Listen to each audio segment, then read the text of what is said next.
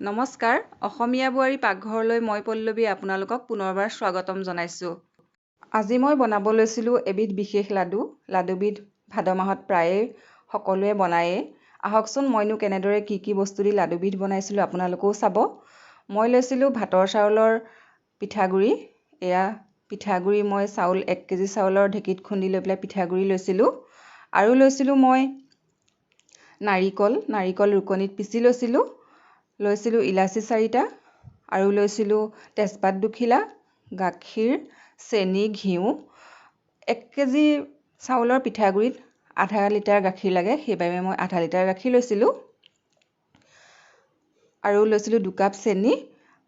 যদি আপোনালোকে এই লাডুবিধ বনায় তেতিয়াহ'লে যদি আপোনালোকে আধা কেজি চাউলৰ পিঠাগুড়ি লয় তেতিয়া 1 পোৱা গাখীৰ ল'ব আৰু চেনি আপোনালোকৰ প্ৰয়োজন অনুসৰি দিব।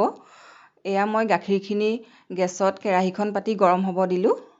গৰম হোৱাৰ লগে লগে মই তাত তেজপাত 2 খিলা দি নাৰিকলখিনি দি দিলোঁ।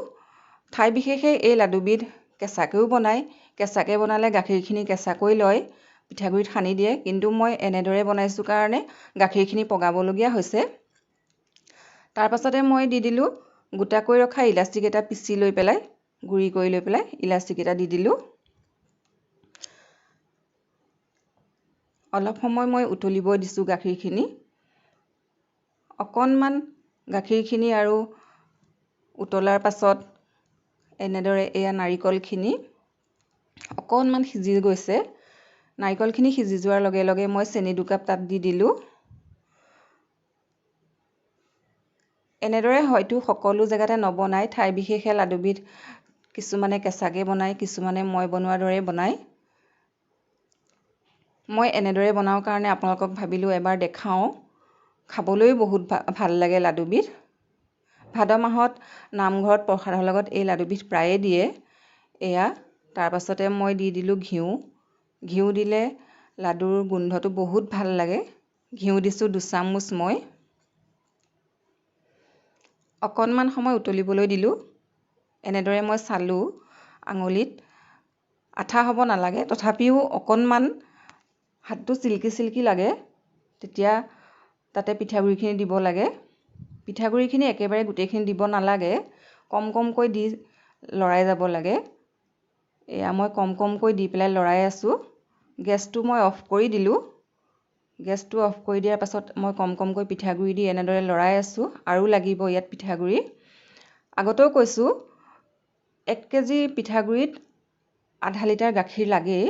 এয়া এনেদৰে মই এইবাৰ হাতেৰে সানিছোঁ। অলপমান ঠাণ্ডা হৈ গ'লত হাতেৰে সানিব পৰা যায়, সেইকাৰণে মই হাতেৰে সানিছোঁ।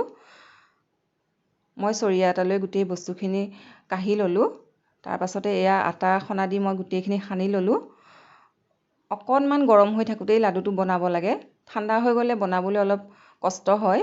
এয়া মই লাডুটো বনাইছোঁ এনেদৰে সৰুকৈ। ভাল লাগে লাডুবিধ খাবলৈ। হয়তো সকলোৱে এনেদৰে নবনাবও পাৰে। যিসকলে এনেদৰে বনোৱা নাই তেখেতসকলৰ কাৰণে মই দিলোঁ ৰেচিপিটো। এনেদৰে আপোনালোকে এবাৰ বনাই চাবচোন, বহুত ভাল লাগে। ভাদ মাহত বুলিয়ে নহয়, প্ৰায়ে মাজে মাজে মই এনেদৰে এই লাডুবিধ বনাওঁ, খাবলৈ ভাল লাগে কাৰণে। খাই ভাল পাওঁ, ঘৰতো সকলোৱে ভাল পায়, ময়ো নিজেও ভাল পাওঁ খাই। আশা কৰোঁ আপোনালোকেও লাডুবিধ বনাই খাই চাব। খাই কেনেকুৱা লাগিলে মোক পিছত কমেণ্ট বক্সত জনাব। মোৰ লাডুৰ ৰেচিপিটো যদি ভাল লাগিছে আপোনালোকে মোৰ ভিডিঅ'টোত লাইক কৰিব, কমেণ্ট কৰিব, ছাবস্ক্ৰাইব কৰিবলৈ নাপাহৰিব।